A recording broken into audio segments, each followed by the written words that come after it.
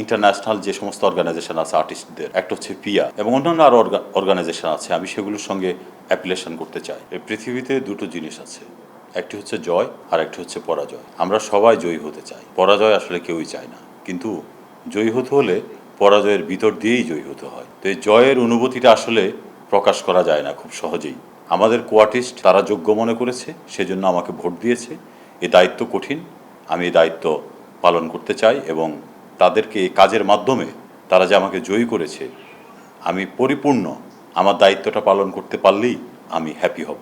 আমি ইলেকশন করার সময় আমার লিফলেটে কি কাজ করব এমন একটা প্রতিজ্ঞা আমি দিয়েছি আমার ভোটারদেরকে, যেটার ভিন্নতা ছিল এটি কোনো প্রার্থী করেনি। আমার কাছে যেটা মনে হয় সেটি হচ্ছে যে আমার লিফলেটটা পড়ে আমার ভোটাররা আমাকে ভোট দিয়েছে। তো সেখানে কিছু কাজ আছে, যেমন ইন্টারন্যাশনাল যে সমস্ত অর্গানাইজেশন আছে আর্টিস্টদের, একটা হচ্ছে পিয়া এবং অন্যান্য আরও অর্গানাইজেশন আছে, আমি সেগুলোর সঙ্গে অ্যাপ্লিকেশন করতে চাই এবং এই উদ্যোগগুলো আমি খুব শীঘ্রই হাতে নেব।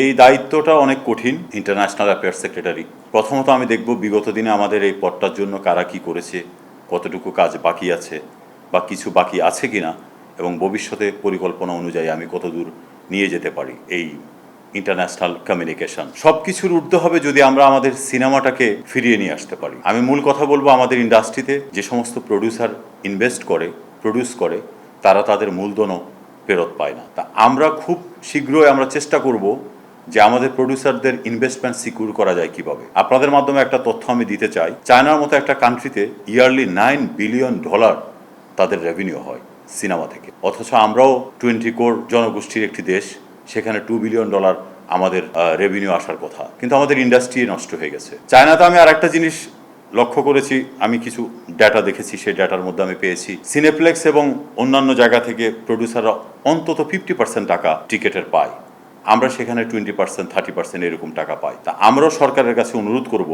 যাতে করে আমাদের প্রডিউসার অ্যাটলিস্ট এই ট্রানজ্যাকশন পিরিয়ডটা আমাদের ইন্ডাস্ট্রিকে কামব্যাক করানোর জন্য হলেও সিনেপ্লেক্স যেগুলো আছে তারা অন্তত 60% করে আমাদের প্রডিউসারকে টাকা দিয়ে দেবে।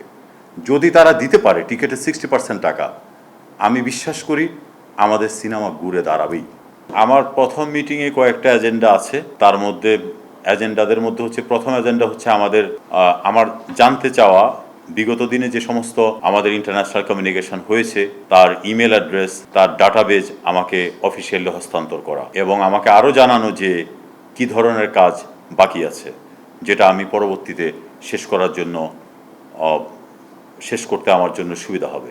সেকেন্ড হচ্ছে আমি একটা প্রস্তাব দেব আমাদের international actors association, federation of actors association fear সঙ্গে একটা অ্যাপিলেশন করার জন্য আমরা আমাদের উদ্যোগ নেব সমিতির ক্যাবিনেট আমাকে সহায়তা করলে আমি এই কাজটি শুরু করতে পারবো। এ ধরনের আরও বেশ কিছু পদক্ষেপ আমার আছে। আমাকে আসলে প্রথম ক্যাবিনেটে যাওয়ার পরে, মিটিং করার পরে আমি আগামীতে আমি এজেন্ডাগুলো কিভাবে সাজাবো, কিভাবে দেব, সেটা নিয়ে আমি চিন্তা করতে পারবো। আমি বলি একটা কথা, 1976-এ প্রবাবলি 25 নভেম্বর আমাদের দেশে একটা মুভি রিলিজ হয়, দ্য রেইন।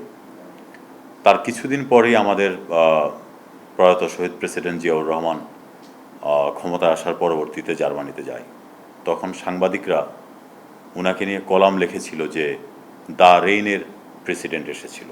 আপনারা জানেন কিনা আমি ঠিক জানি না। তার পরবর্তী সময়ে বাংলাদেশে এখন পর্যন্ত কোনো সিনেমা তৈরি হয়নি যেটাকে সরকার প্রধান সরাসরি রিপ্রেজেন্ট করতে পারবে অন্যান্য দেশে।